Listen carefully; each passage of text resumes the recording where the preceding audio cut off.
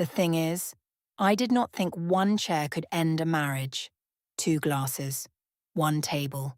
No crime. Or that was what I told myself when I asked my husband to stand up. Of course, Dante only needed a place to sit. By midnight, my husband had not raised his voice once, and that silence made the whole apartment feel empty. My name is Yara Haddad.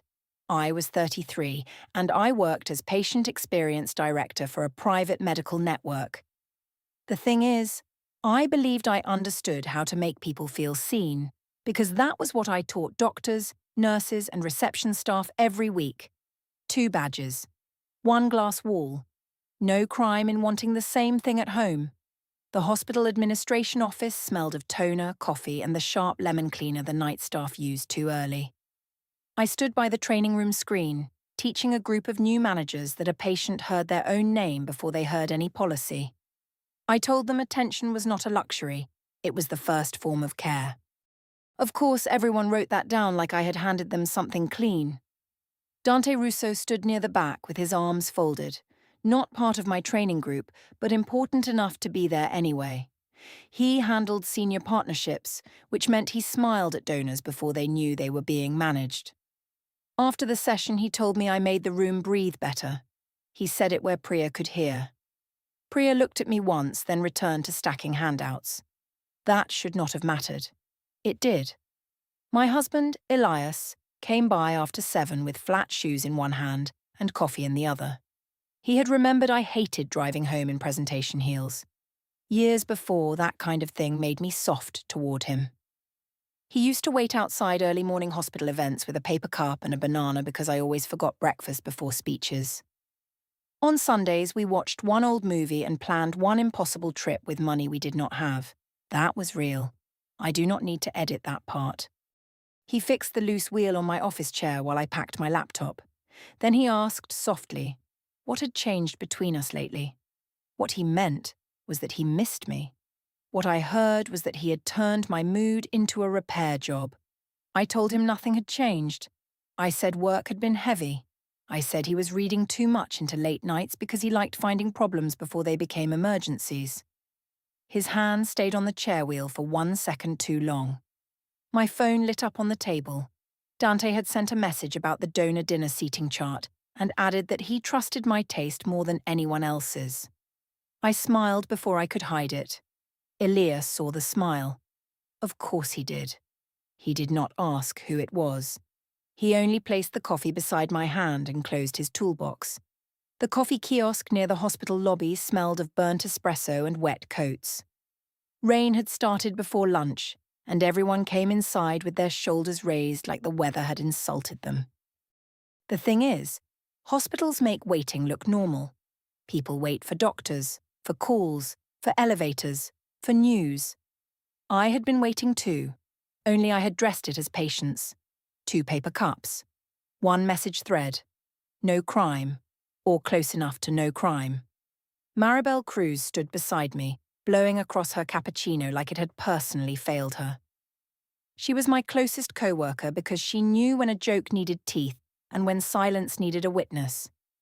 Her own marriage was quiet in a way she called mature, though she said the word like it tasted stale. She asked if my husband was still doing his gentle repairman routine. I told her Elias had brought shoes again. Maribel said some men showed love like hospital maintenance, reliable, useful, and invisible unless something broke. I told her not to be cruel. Of course, I laughed before the warning had any weight. Dante came through the lobby doors holding a donor folder under his arm. His coat was dark from rain at the shoulders, and he looked around the kiosk before he saw me. That small search landed where Elias had stopped reaching in public. Dante asked if the donor dinner chart was final. Then he said he hoped he was not trapped beside procurement all night because he needed someone who understood how people actually worked. He looked at me when he said someone. Maribel lifted her cup and smiled into it. I told Dante I could probably rescue him. That was the first active choice, though I called it seating management. My work phone had the group planning thread open. The right thing would have been to keep everything there clean and visible. Instead, when Dante asked where to send his notes, I gave him my personal number. My thumb moved before my caution could catch up. Priya was standing near the elevator with a folder pressed to her chest. She saw the exchange.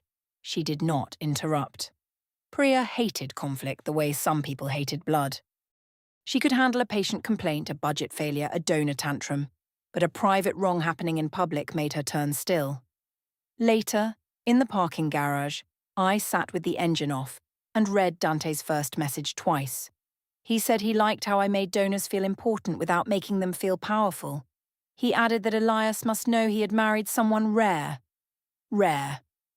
The word stayed on the phone screen longer than it should have. Elias texted to ask if I was heading home.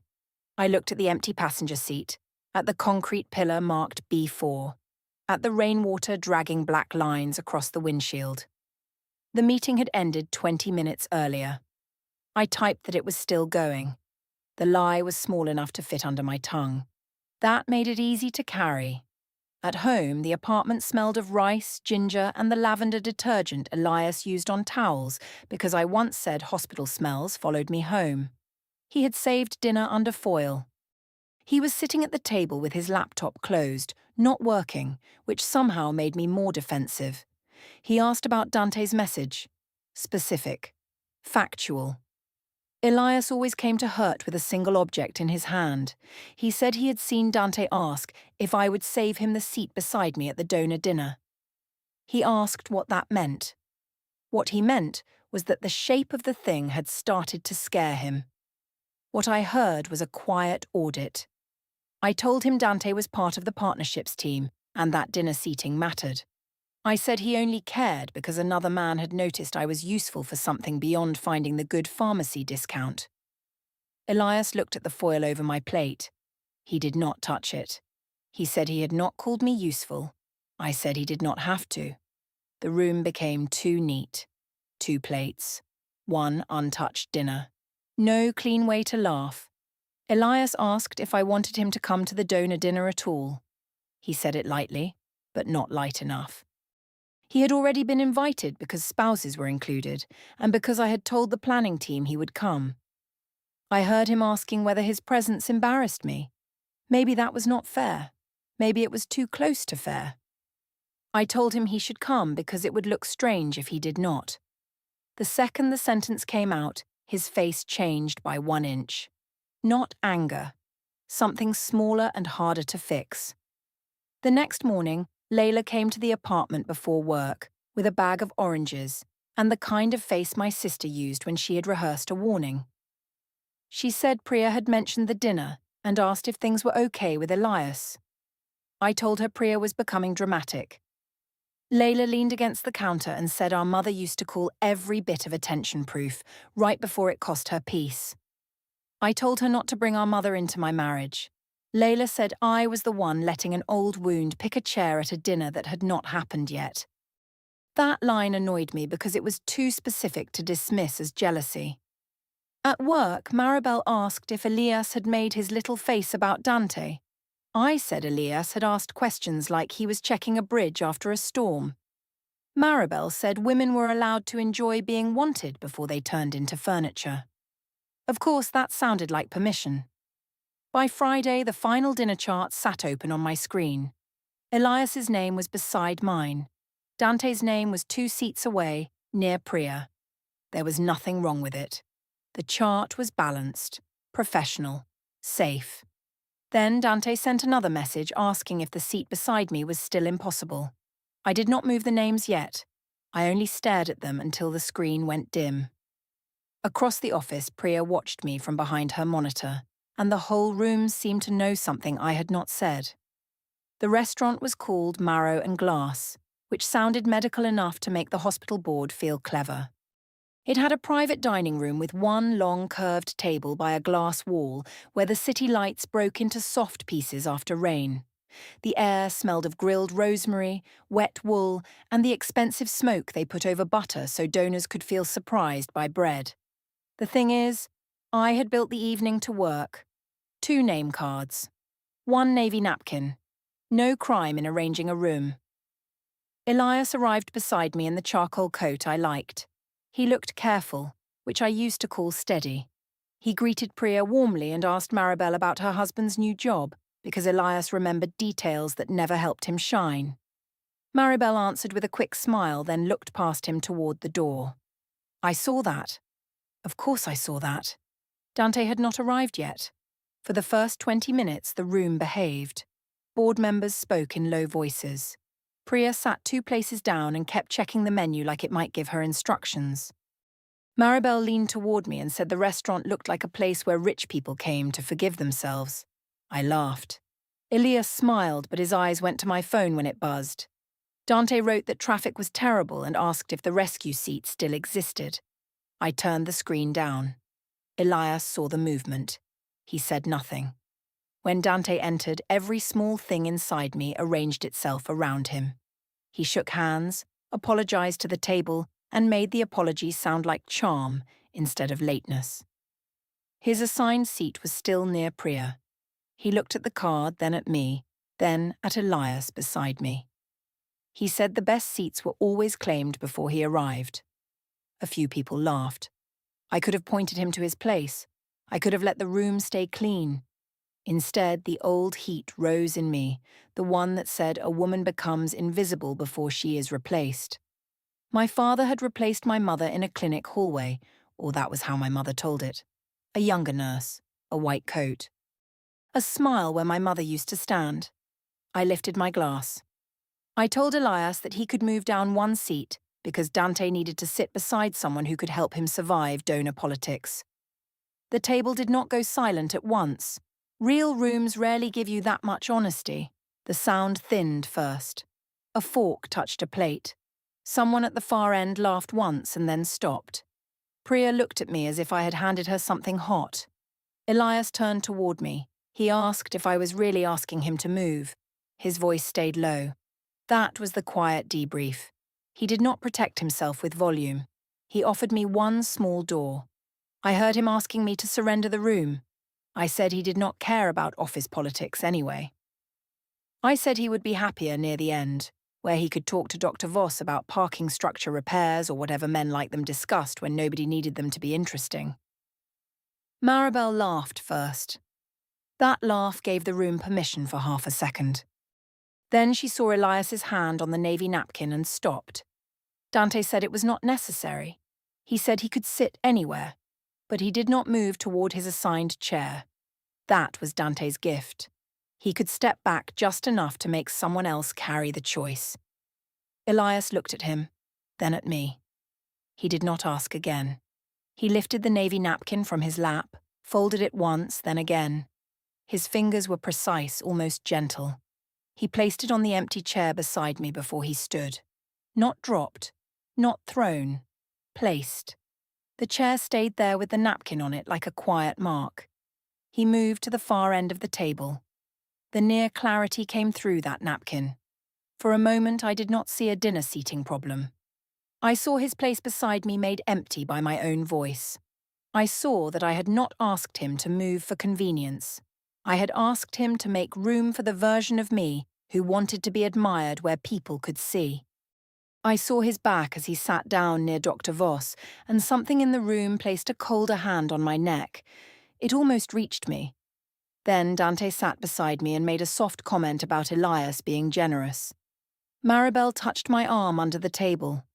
A donor asked me about the patient feedback expansion. The room started moving again. I closed the door. I told myself Elias had chosen to make it heavy. I told myself he could have laughed if he wanted to be loved in public. I told myself his silence was not pain but punishment.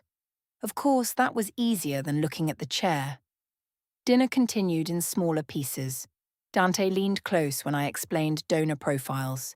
He asked questions that made my answers sound bright. When the photographer came in for a few pictures, Dante was beside me, his shoulder angled toward mine. Elias was visible in the background, near the far glass wall, his face turned partly away. Someone tagged the hospital network account before dessert. Then Maribel reposted one photo to her story and wrote that the dream team had survived another donor night. She added a laughing face near Dante's name. Priya did not react. Elias saw the post before dessert plates arrived.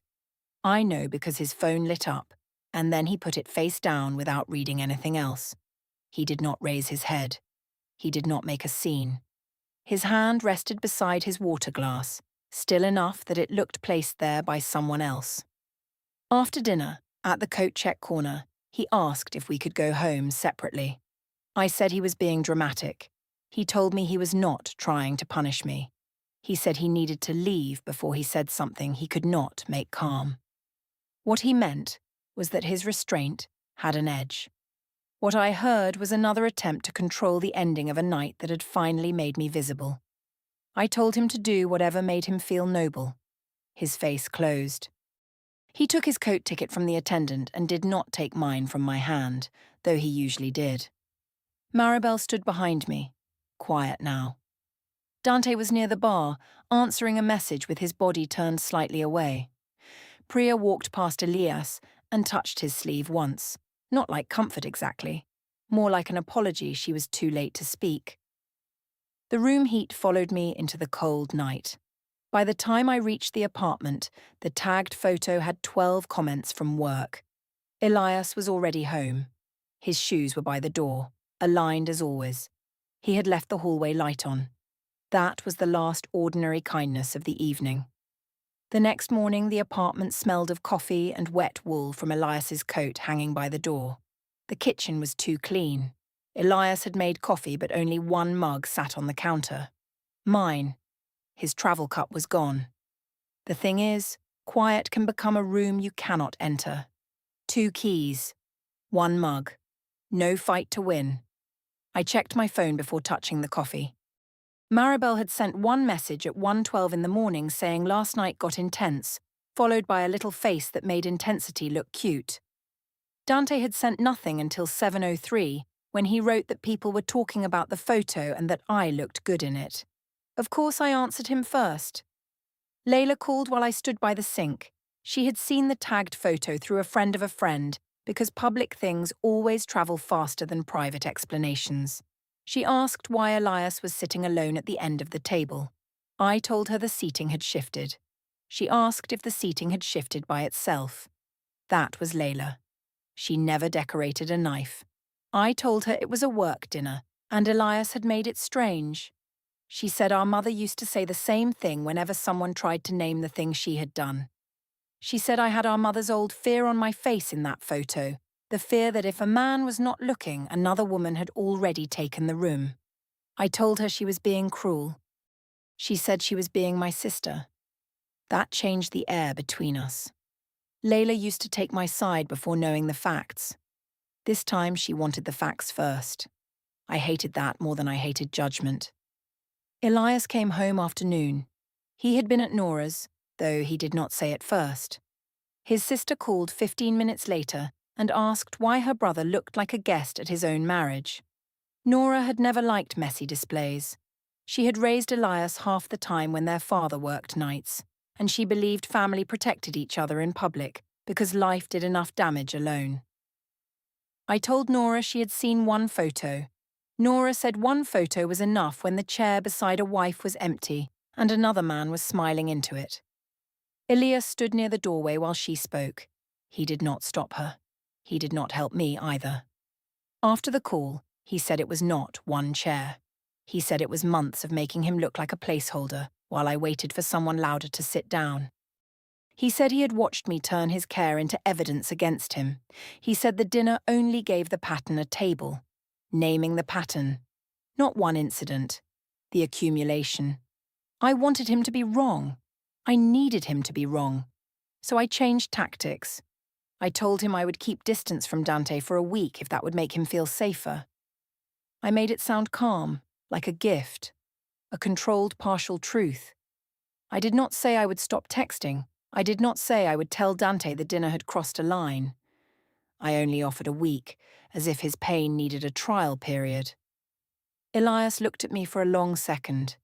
He said he did not want a week of better optics. He wanted a wife who did not need him humiliated before she felt alive. That sentence landed too near the center. I told him he was making me sound cheap. He said I had not needed his help for that. Then he apologized for saying it. Not because it was false, Because Elias still believed certain lines should not be crossed in anger. That was his moment of real vulnerability. Simple, sad, not strategic. He sat at the edge of the bed afterward with both hands together and said he did not know how to love me loudly enough without becoming someone else. That should have opened something in me. Instead, I heard failure disguised as tenderness. I told him he always made his limits sound noble. He nodded once, like he had expected me to make that answer. That evening, I opened his desk while he was in the shower. I told myself I was looking for a charger. Of course, nobody looks for a charger in a closed drawer with both hands shaking. Inside were 3 things: the restaurant receipt, the printed tagged photo, and the navy napkin from dinner. He must have brought it home without thinking, or maybe he had taken it on purpose. It was folded flat, still clean, with one faint crease where his thumb had pressed. There was no note, no accusation, nothing dramatic enough to argue with. That was worse.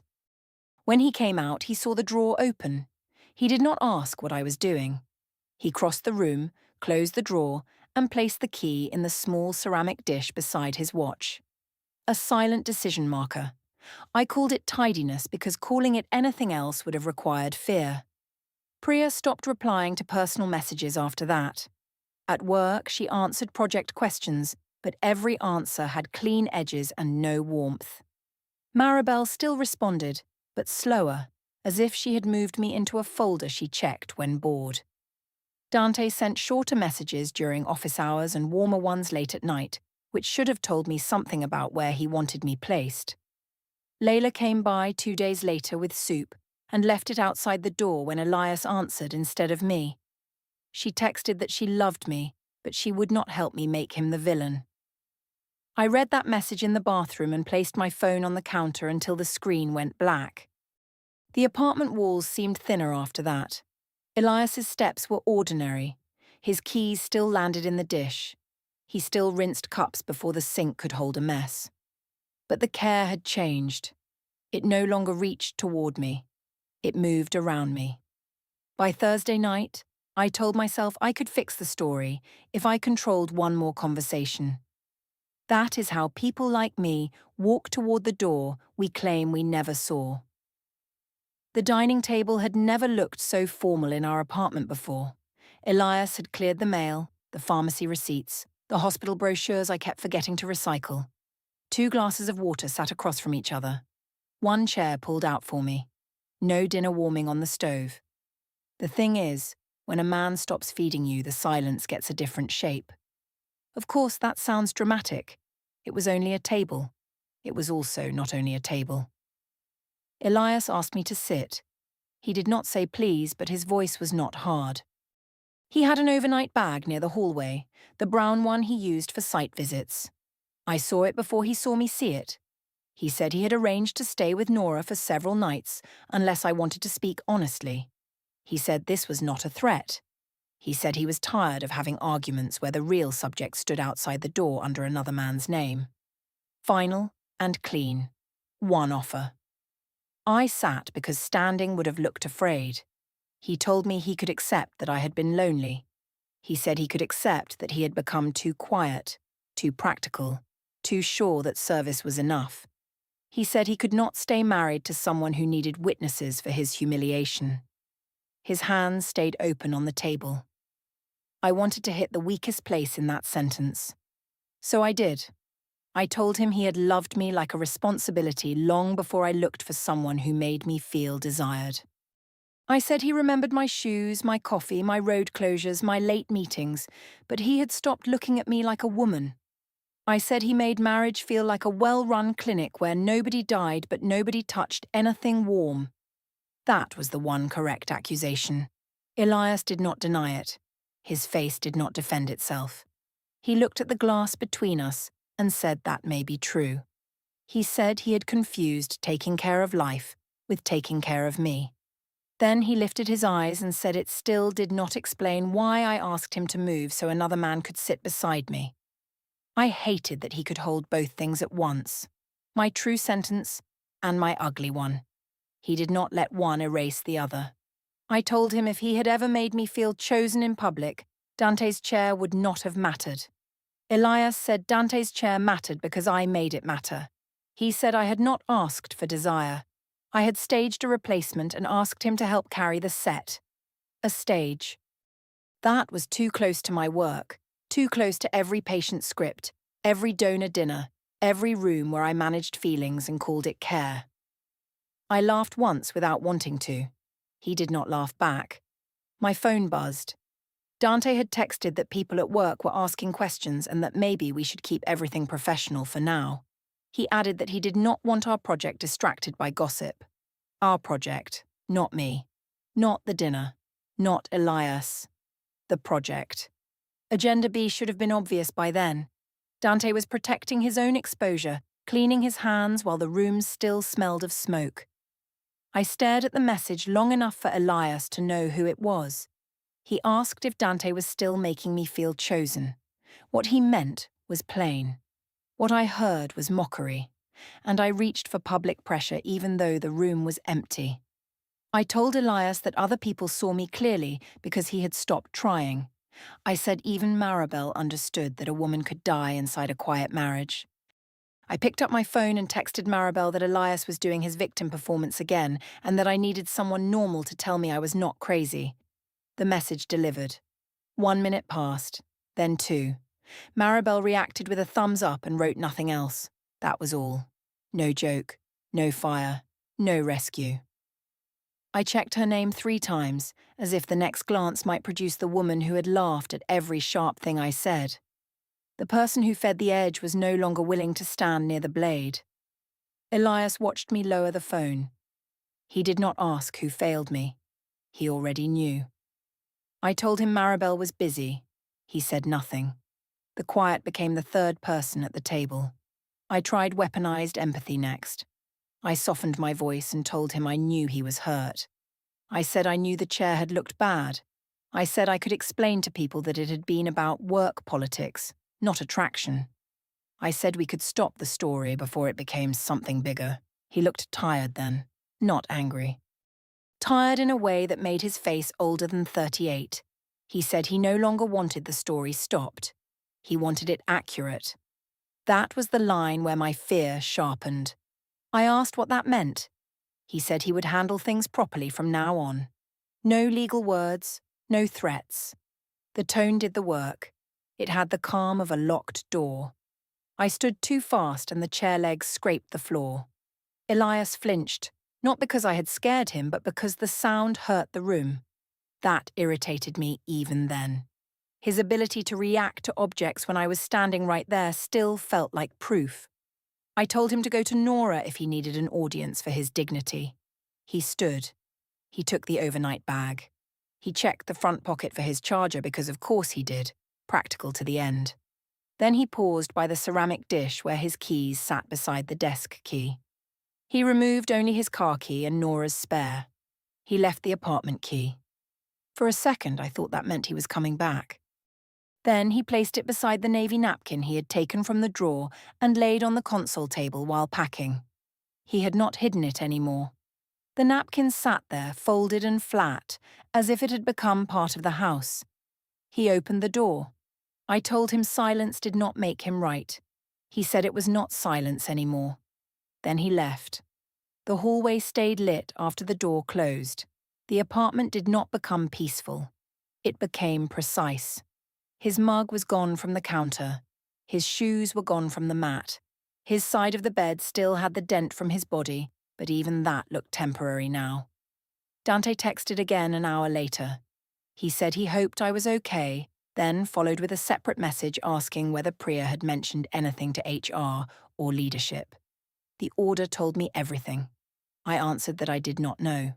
He sent a thumbs up too. 2 thumbs up in one night. 1 husband gone. No sound anywhere. I sat at the dining table until the water in both glasses went warm. The courthouse mediation intake room smelled of printer heat and old carpet. I had expected a formal conversation because Elias had said we needed one. The thing is, I heard formal and made it mean marriage counselling with worse chairs. Of course, I wore the blue blouse he once said made me look calm. 2 folders. One intake window. No room for the version I had prepared.